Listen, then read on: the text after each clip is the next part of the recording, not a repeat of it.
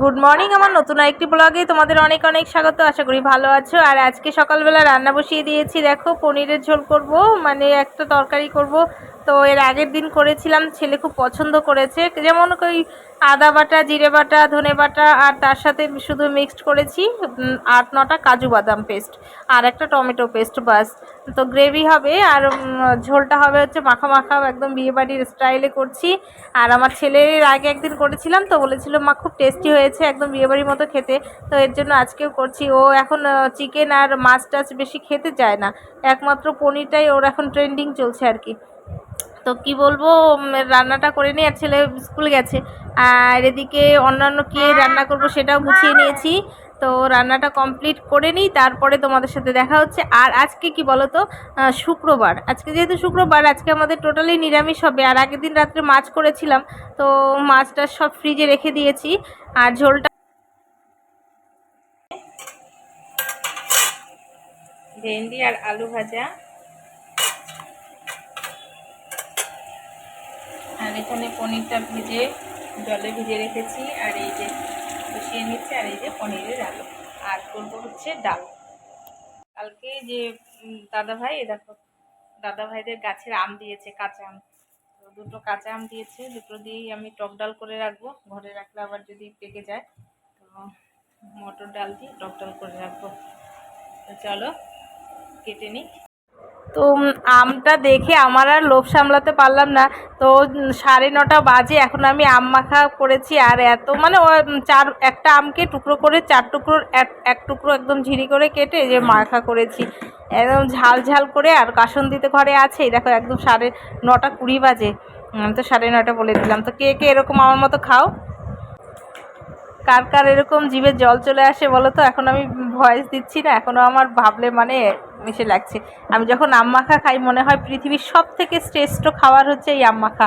মানে এত টেস্টি, সত্যি কথা বলতে আমার ভীষণ ভালো লাগে। দেখো না, একদম আরাম, মানে এত টেস্টি করে খাচ্ছি। দিকে রান্না হচ্ছে, আর বাবা ঘুম থেকে উঠে বাথরুমে গেছে। আমি ভাবছি যে বাবা যদি দেখে ফেলে সাত সকালে এরকম আম মাখা খাচ্ছি কী ভাববে। তো আমি চটপট করে খেয়ে নিই। আর সত্যি কথা বলতে খুব টেস্টি হয়েছিল। আর অল্প একটু বানিয়েছিলাম, কিন্তু দাঁত খুব টক হয়ে গেছিলো।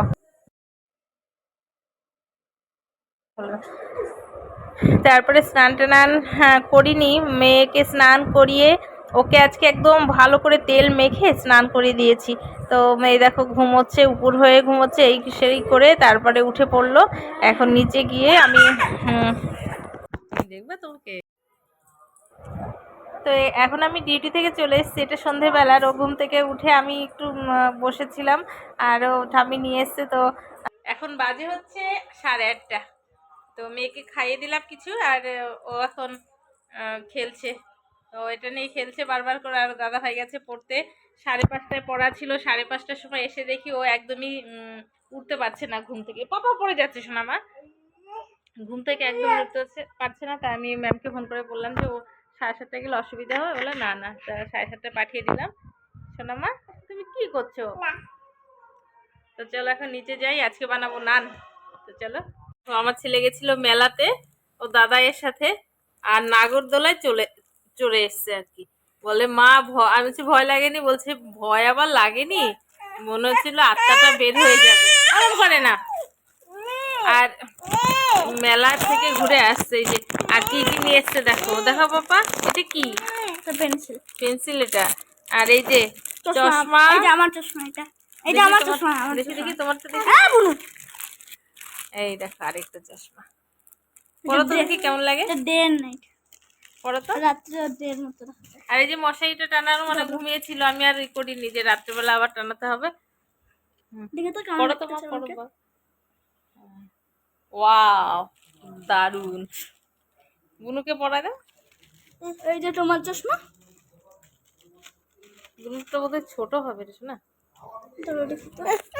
এই যে পড়ো, তুমি পড়ো মা, তুমি পড়ো। সুন্দর, ওয়াও। দেখি দেখি, ওরে বাপরে কি সুন্দর। ওরে বাবা, হাততালি দাও মা, হাততালি, হাততালি, হাততালি, হাততালি। কি খুশি। পাপাকে দেখিয়ে এসো, যাও পাপাকে দেখাও, পাপাকে যাও। তো রাতের বেলা সবাই খেলাম রুটি আর হচ্ছে পনির। তো চলো আজকের মতো বুঝে টাটা, ভালো থেকে।